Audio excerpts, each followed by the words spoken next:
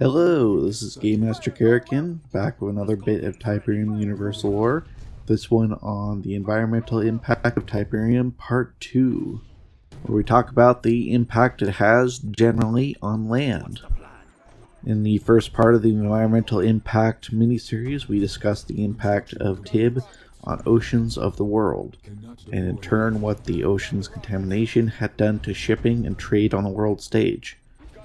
In this episode, we are going to be discussing the effects of contamination of the red and yellow zones in a general sense, and later in other videos in the same series, we will address more specific topics in more details. The arrival of Tiberium was without a doubt the most impactful event to ever happen in that timeline. The original meteorite landed in Tiber River Valley. It was viewed as a curiosity, and as stated in the Oceans video, may not have been initially as hostile to people as it would be found to be in its later evolutions. In fact, and as well with the deliberate spreading of the crystal to other parts of the world by agents of the Brotherhood of Nod, led the new material to be near universal across the Earth. As an industrial material, it was revolutionary in reducing the cost of industrial development by acting as a one-size-fits-all resource that could be broken down into fuels, industrial materials, and heavy materials for uses in nuclear facilities. But as an ecological factor, it was a tremendous disaster. Its proliferation in the oceans is less understood by nature of the environment being one less understood than outer space, but it is possible that the damage done to the system of the oceans and the ocean's ecosystem represent a catastrophe of extinction grade. But unfortunately, neither the GDI nor the Brotherhood can truly guess at the damage caused by the green crystal. What is more readily understood, however, is the damage caused to the overland portions of Earth. And the crystal is more fundamentally at blame for this than man's pollution methods, at least in this case. Unlike with oil spills or nuclear disasters, damage to the environment cannot, but for incredibly painstaking efforts, be repaired. With Tiberium, nothing survives its entry into an environment besides the creatures it mutates to live off of its own radiation. To begin to understand the level of damage that the crystals cause in the environment, one must first understand its nature as a material. Early on, Dr. Ignacio Mobius thought that the material known as Tiberium was in fact a terraforming tool sent or developed by an alien species to make our world more like theirs for a future invasion. By the days of the Third Tiberium War, however, while partially right, Mobius's thinking was found to be moving in the wrong direction entirely. Earth wasn't to be made into a paradise world where the aliens humanity mistakenly called the Skrin. It was to be turned into a mining outpost, where the biological and mineral wealth of the planet would be collected by the Tiberium network, extending into the crust, processed into the universal material, and harvested by the interstellar, possibly intergalactic empire. The invaders, after all, were not truly an invasion force. They were a lightly armed mining company assaulting a world too early, yet too capable of defending itself. They were no true military force, and their leader, the Foreman, shows us this in the cinematics. No, Tiberium isn't a tool of terraforming in the traditional sense, but of transmuting and harvesting entire planets' worth of usable materials for the uses of an empire so massive that humanity can barely fend off its splinter fleet. Tiberium works, on land at least, by first growing on the surface, and then, like a plant, extending its roots into the earth, where it constructs nodes, where it begins to leach the soil of its mineral resources. The radiation in the crystal nodes either kills or mutates the life within its radius to be more of itself, and more roots extend wider and deeper into the ground. The further it grows into the ground, the more it begins to extract the useful materials from the deeper crust, leaving nothing but irradiated rock behind. As the roots spread out horizontally, it begins to encounter the roots of plants and fungal networks. As it encounters these, it begins to mutate the plants into host creatures, such as the dark and terrible blossom trees.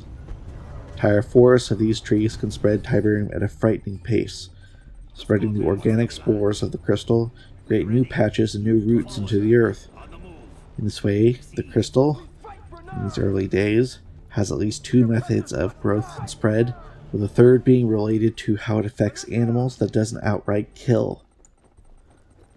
The radiation Tiberium produces is a high-intensity but low-duration type that infiltrates the body in much the same way that most radiation does, and causes damage to cells and DNA. Tiberium spores in the air then enter the body of the alien creature and begin changing its DNA structure, as well as replacing parts of its body with Tiberium-based versions. In most cases, the entity being mutated does not survive the process and is killed, with what is left of its flesh reorganizing itself into frightening viceroids. These creatures are subject for another video, as well as other Tiberium-based life, but just know for now that they spread Tiberium by producing both radiation and spores that affect their environment in insidious ways. As these animals range about, they protect the fields inadvertently, as they are bound to them by a need for the radiation from the crystals, and are made far more aggressive by the contortion of their bodies and minds. In these ways, along with the artificial means, the Tiberium crystals spread across the earth and became prevalent in many areas of the world that we know in the era after the Third Tiberium War as yellow and red zones. Yellow zones are areas of the world heavily infected by Tiberium, but not inhospitable to human life. By the event of the final game, yellow zones cover as much as 50% of the Earth's surface, and after the three 21st century world wars, most of the infrastructure in these areas are at the very least heavily damaged, if not completely in disrepair. Power and running water are quite erratic, and much of the necessary pieces for life in yellow zones had to be provided by relief efforts of the two major human powers on the planet, the same ones whose skirmishes were destroying more of the local areas every year. Nod, still in control of most of the tib supply across the globe, spends far more on services for the yellow zones than GDI, but does not support the efforts at land reclamation, and thus the loyalty of these displaced billions lies trapped between the warring powers. In these areas, a map of which I am displaying on screen, most of the world's population lives, and I say remaining population for a number of reasons that all involve how Tiberium affects its environments.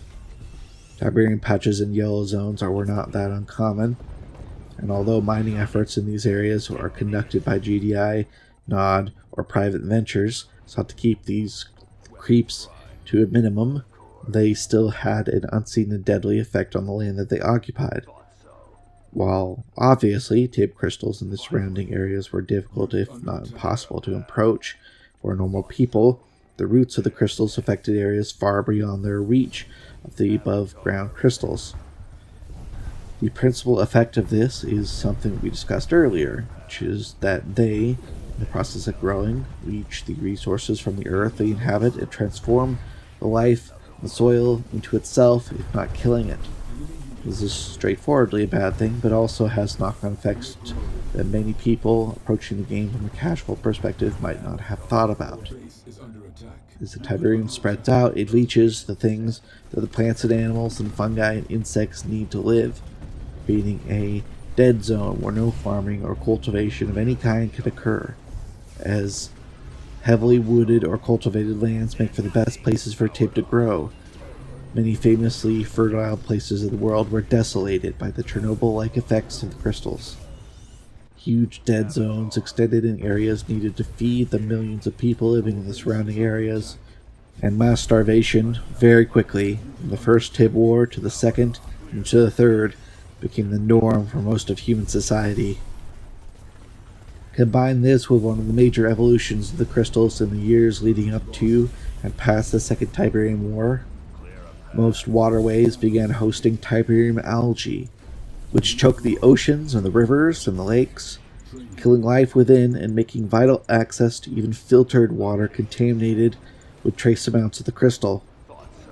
Contaminated water, very little food, very little or arable land, and the gradual infection of the vast majority of survivors with tip-based medical conditions lead to a precipitous decline in population between each of the games, from an estimated 7.7 billion when the first Tib War began to perhaps 6.5 billion at the beginning of the second game.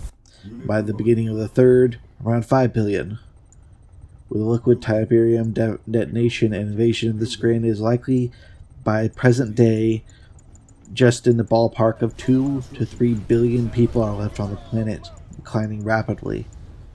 At this point, most people are living in hardened cities and are fed by primitive hydroponics, with more and more people leaving and joining the Forgotten every day.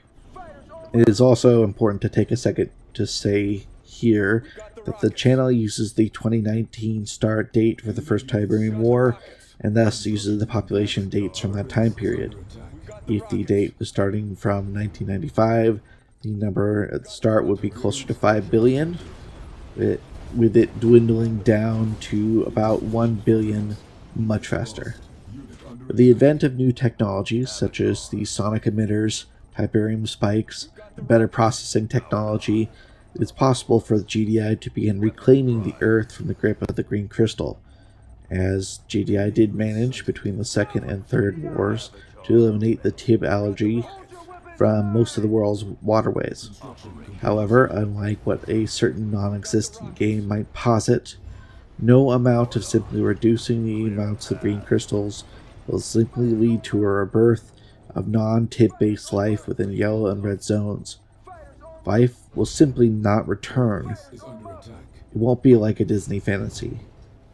What will live there will be poisonous to all carbon-based life, far larger, far more aggressive, and inherently dangerous to humans, what we might call terrestrial life. The land has been sucked dry of the things that life needs to have for the circle of life to function. Most microbial life, things needed to break down dead and return the resource to the soil, rejuvenating it, are dead, gone. Without it to restart the land's airability, one must treat it like an enormous exhausted field. Absolutely massive quantities of fertilizers must be expended to make the soil somewhat fertile again. This must be done for decades, if not centuries, for the soil to reach a point of parity with pre-Tiberium impact life. That's not the end, however, because by this point it is likely that as much of 90% of the world's land-based biodiversity has gone extinct, and humanity must rely on what is stored away in labs and vaults in different parts of the world, each representing an extremely small percentage of what exists in the world in the current day. A reclaimed world from Tiberium would be one of thousands of types of plants and animals roaming it, not millions and billions. The process of completely reclaiming it would likely take hundreds of years. Indeed, before reaching a point where reclamation efforts can stop the spread of Tiberium, it's likely there will be no more than a maximum of 1 billion people left on the planet, creating problems for humanity and their genetic diversity that could affect and damage the gene pool for millennia to come. Nearly all of them would have some level of Tiberium-based genetic damage, and this alone might lead to the extinction of the species. The next obstacles are, of course, the red zones, which by the end of the Third Tiberium War occupy a much larger percentage of the world. These environments are completely and totally inhospitable. Only the Forgotten may traverse these areas with a sense of safety, and without a wealth of complicated and expensive equipment for surviving the contaminated air and constant ion storms pummeling the land with ever harder strikes of lightning.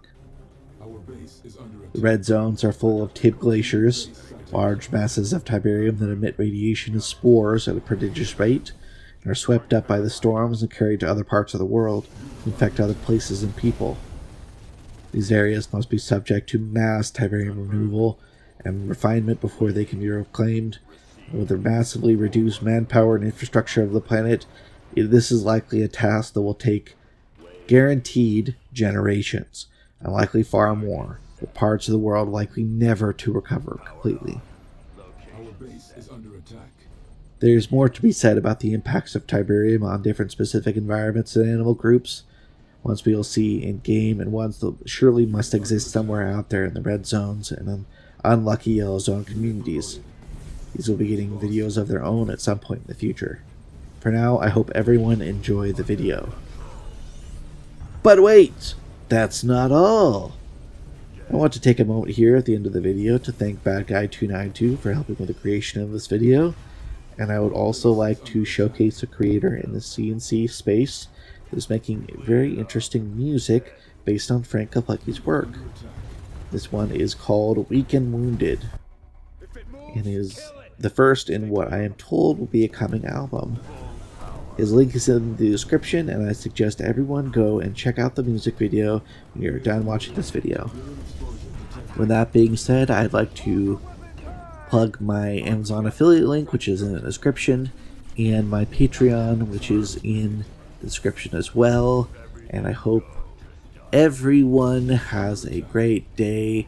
Please like and subscribe if you feel like it, and I will see you in the next video.